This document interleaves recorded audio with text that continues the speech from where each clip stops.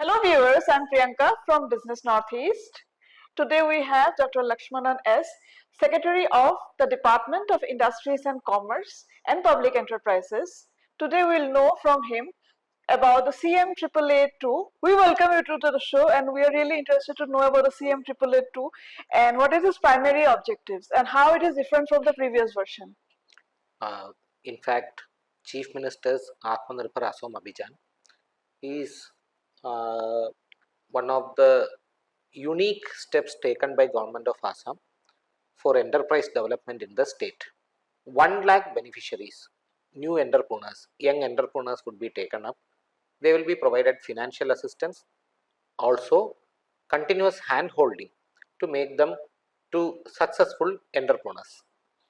With this concept, CMAAA10 was launched in September 2023 through a very transparent and a systematic process. We got about 2,23,000 registrations. In the next step, we got about 1 lakh applications, and in the final step, after a thorough verification of their projects, their performance, their interest, their aptitude, their CIBIL scores, etc., we were able to put in about 25,000 plus candidates in the CMAAA 1.0 version. And out of this 25,000 beneficiaries, all of them have been given 1 lakh or for the professional candidates 2.5 lakh as the first tranche or first installment for undertaking their scheme. And the ceremonial distribution was held in a big event in Khanapara in the presence of Honorable Chief Minister Sir, and accordingly the project have started in almost all districts, all LACs. Okay. To continuously monitor them, a set of young graduates who have, in fact postgraduates who have MBA in business development, etc., have been selected and engaged as Chief Minister's Fellow, who are continuously following up 100 to 200 number of beneficiaries, looking after what are they doing, what kind of projects they have taken up, how is their improvement happening, what sort of training they need, what kind of financial assistance they need in additional to what government of Assam is giving, how are they able to put up their papers to the financial institutions for getting additional credit benefits. So all these things are looked after by the CM Fellow. Okay. So with such a background, CMAAA10 has already kick-started. At the same time, as per the original commitment of 1 lakh, 25,000 odd candidates have been given in the first phase. So in the second phase, another 75,000 beneficiaries are to be taken under CMAAA20. So the registration process for CMAAA20 was launched on 18th of October 2024. As of now, about 94,000 registrations have already happened in the portal. We are anticipating that all eligible beneficiaries who are interested to become entrepreneurs would be applying in the coming days very soon. And since you have asked what are the differences between CMAAA 10 and 20, starting from the eligibility side, earlier it was 28 years to 43 years. Now it has been made to 45 years. Earlier it was 40 years for general category, 43 for reservation for OBC or SC or ST. Now all of them have been made to 45 years. Okay.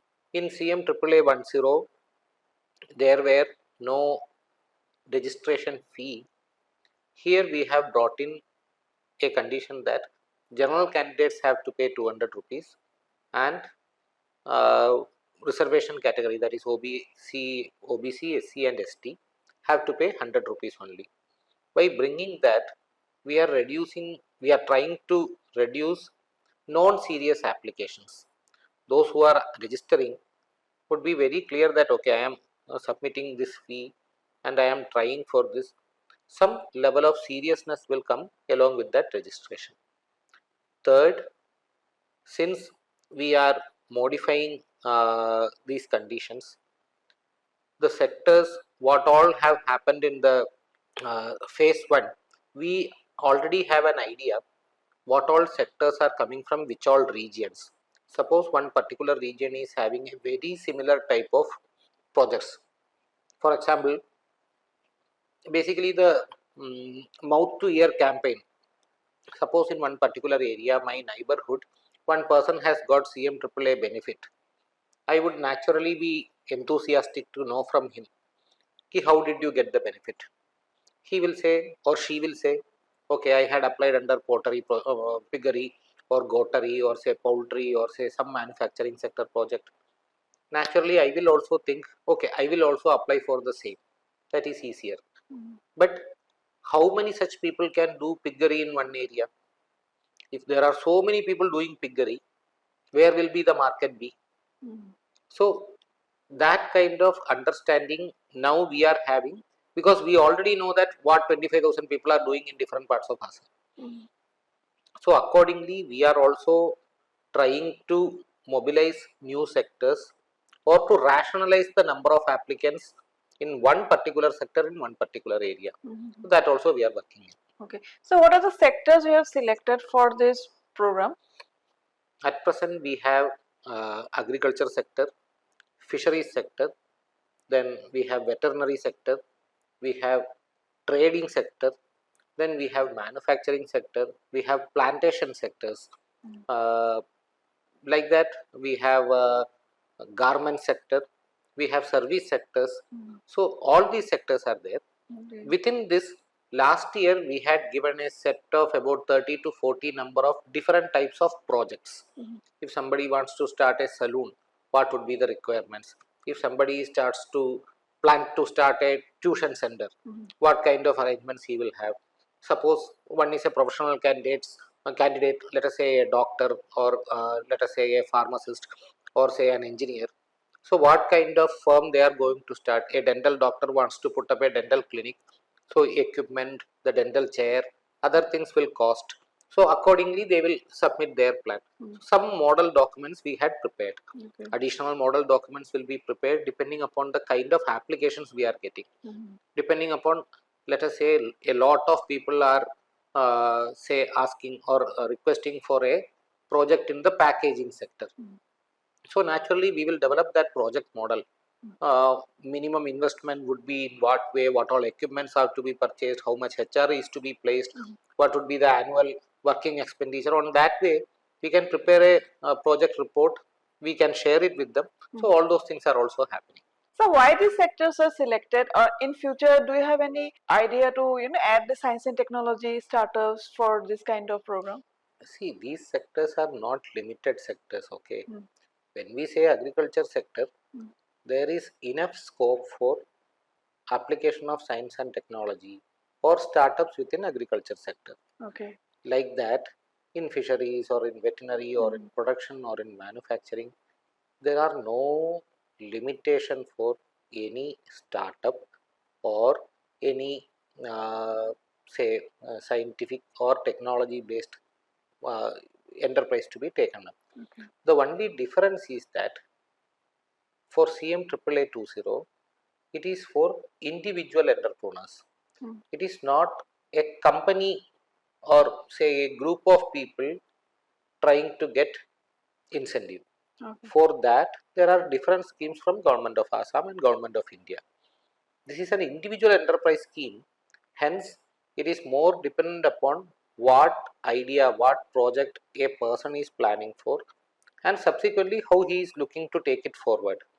Whereas startups which are already in company form, they have other schemes like Government of Assam itself has startup scheme.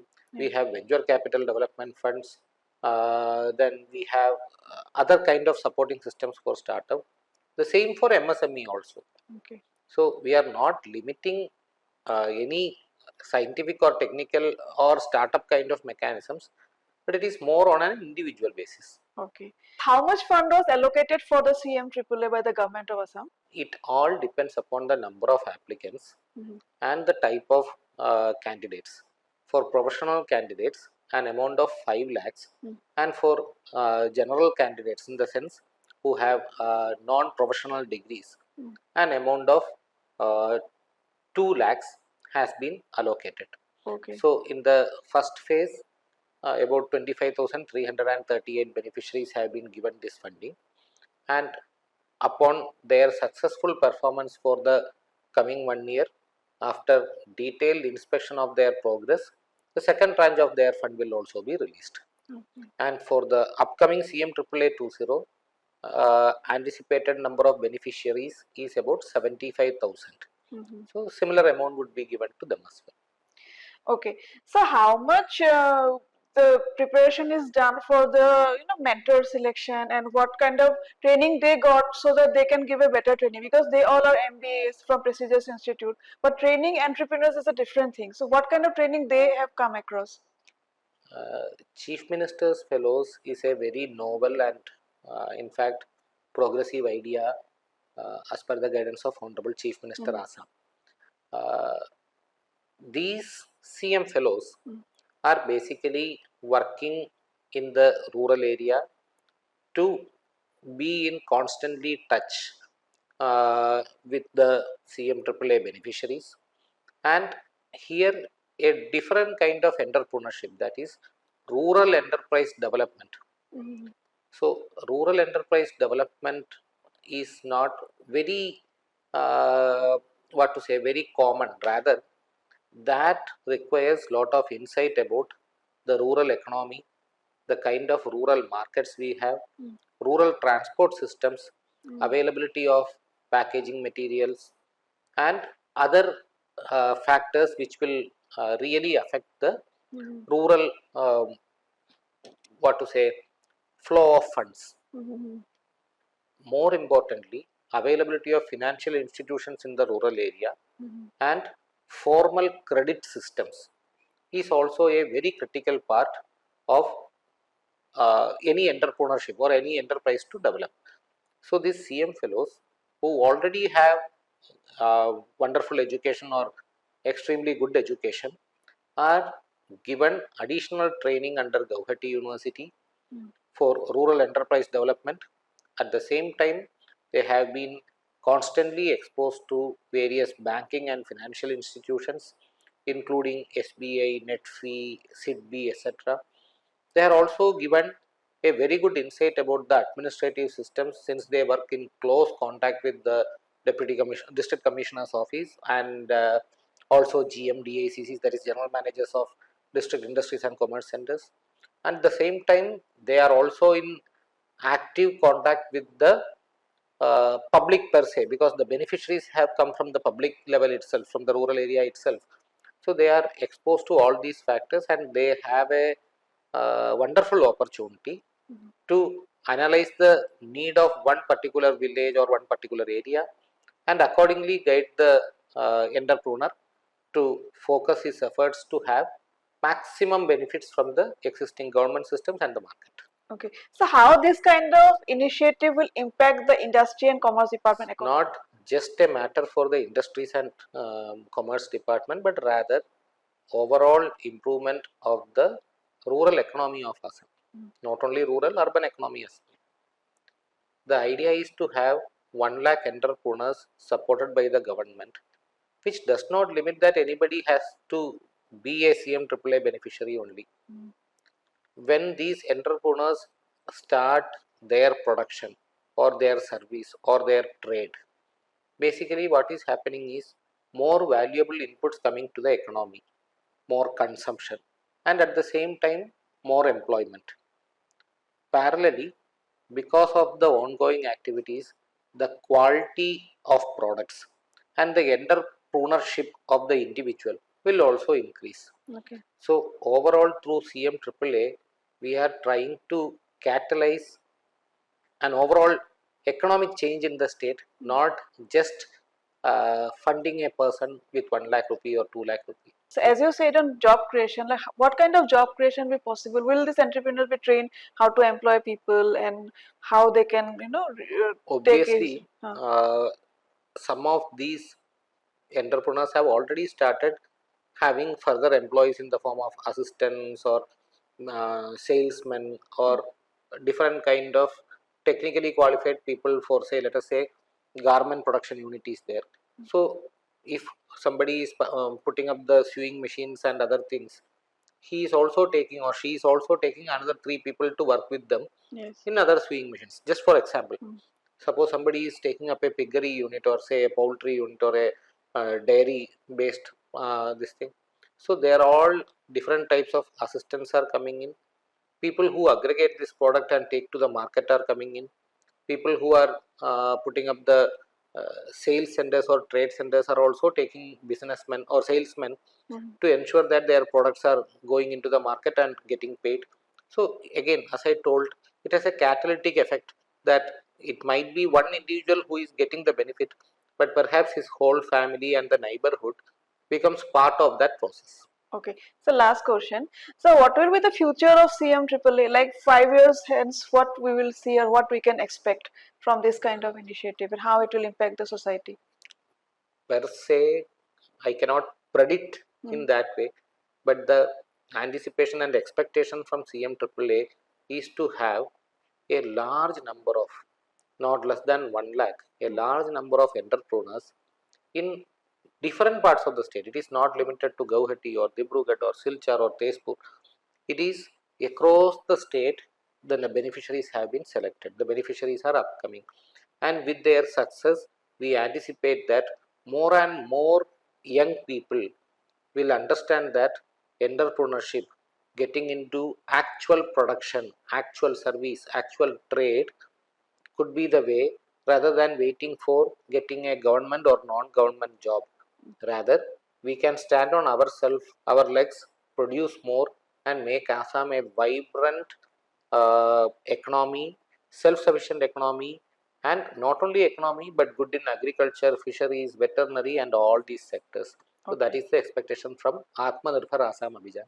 Okay. Thank you so much, sir. Thank you. Time is really important, and I am sure that our viewers have learned a lot. Thank you again.